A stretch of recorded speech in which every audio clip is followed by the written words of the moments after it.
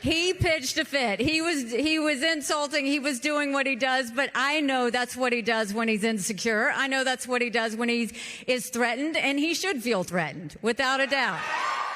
It also goes back to why I've continued to push for mental competency tests for anyone over the age of 75.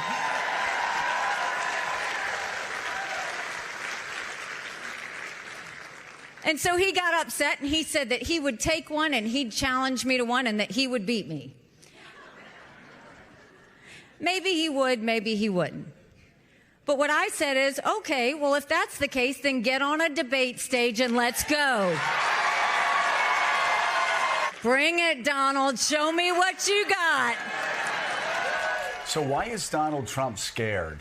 He's petrified, actually, to get on a debate stage with a woman. Because he looks down on women so much. Well, I don't understand why, if she's, what did he say? She's stupid, she's this, she's that. If that's the case, is it because he is old and because he thinks he's old and he thinks that he's losing his mind and he's afraid he's going to confuse her for Nancy Pelosi again? Why is Trump scared to death of Nikki Haley?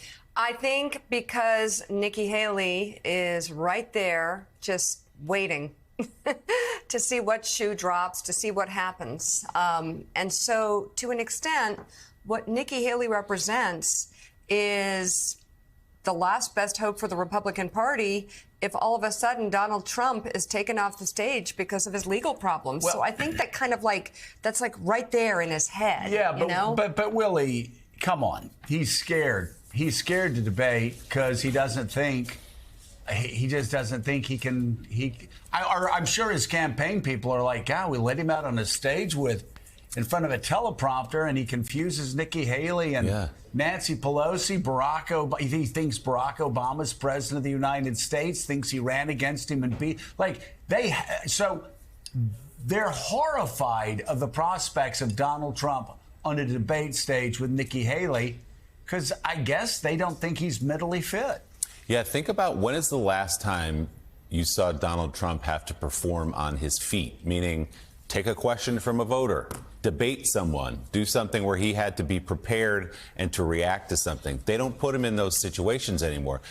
It's not when you stand in front of an adoring crowd and vomit conspiracy theories and confuse Nancy Pelosi and Nikki Haley. That's not acting on your feet. That's giving a speech. They don't want him in those scenarios. And it is a fair question. Why not go to Charleston, go to Columbia, go to South Carolina and have a debate with Nikki Haley? I also would point out, guys, that last night, it may seem like a small distinction, but different from even what we saw in New Hampshire a couple of nights ago.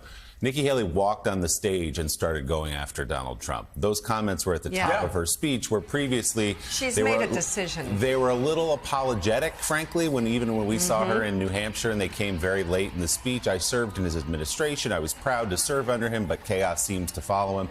Now she walked on the stage, took the mic, and went after Donald Trump. And we'll see. Fundraising has been there for her in the last 24 hours since that result in New Hampshire, where she came in second. She raised $1 million from 200,000, the campaign says, separate donors in all 50 states. Wow. 95% of the donations, $200 or less. So these are not the mega donors. The campaign also says Haley will be in New York early next week for several Wall Street fundraisers. That news clearly has gotten under the skin of Donald Trump, who is now threatening to blacklist all donors to Nikki Haley.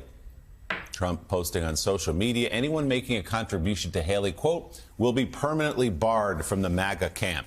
We don't want them and will not accept them because we put America first and always will. Haley, for her part, responded, writing, well, in that case, donate here. Let's go, and providing a link for her campaign's fundraising page. So, George Conway, you do see fear in the eyes of Donald Trump in that speech, the most ungracious political speech we've ever seen, victory speech anyway, after winning New Hampshire, just grievance-ridden and going after Nikki Haley again and again. Maybe he shouldn't be, but he appears afraid of her. Oh, he absolutely is. And this is part and parcel of what I'd like to talk about, his pathological narcissism and his sociopathy. People like Donald Trump know know that they are not what they pretend to be. He talks about being a stable genius because he knows he is neither stable or a genius, and he's been doing that for years. And he knows deep down that he's deteriorating under the pressure of the legal cases and as a result of his advanced age. And kudos to Nikki Haley for finally going after him in the way that he needs to go after him, in the way that people need to go after him, including the Biden campaign in the fall. You need to needle him. It's not the campaign has to be as much a psychological operation against Donald Trump's empty brain as it must be an attempt to persuade voters, because the two go hand in hand. You poke Trump and you make him behave crazily, and then you point out the crazy, and then you point that out to the voters, and it's a cycle. And it's really important that she keep doing this. I don't think it's going to end. I think she's done it a little bit too late, but I think it's important that she do it. So, Jim Messina, you've certainly run presidential campaigns. Let's get your take as to what Nikki Haley actually needs to do here. She finished third in Iowa, second in New Hampshire, but still 11 points down. Did she beat polling expectations? Yes, but it was still a double-digit defeat. And to be sure, New Hampshire exposed general election vulnerabilities for Donald Trump. But here in the GOP primaries, it's certainly still his to lose. So what sort of shot do you give Haley? What should her game plan be for this next month or so? I don't give her much shot, Jonathan. And the reason I don't is because now we're going into places where there aren't independent and Democratic voters who are allowed to be in these primaries. We're going to go into solid Republican states where, she's just getting crushed with these Republican voters. But, she finally got what she wants, which is a one-on-one battle with Donald Trump. And I love her speech yesterday. It's Nikki Haley we should have seen 2 weeks ago in New Hampshire. And she's just going to try to get this. She's going to try to get him on a debate stage and go right after him and show his weakness. But she's got to find a way to move with Republican voters, and I just don't see how that's moving forward. I still believe we're headed towards a Biden-Trump showdown, and the Haley experiment is just a little bit of a sideshow.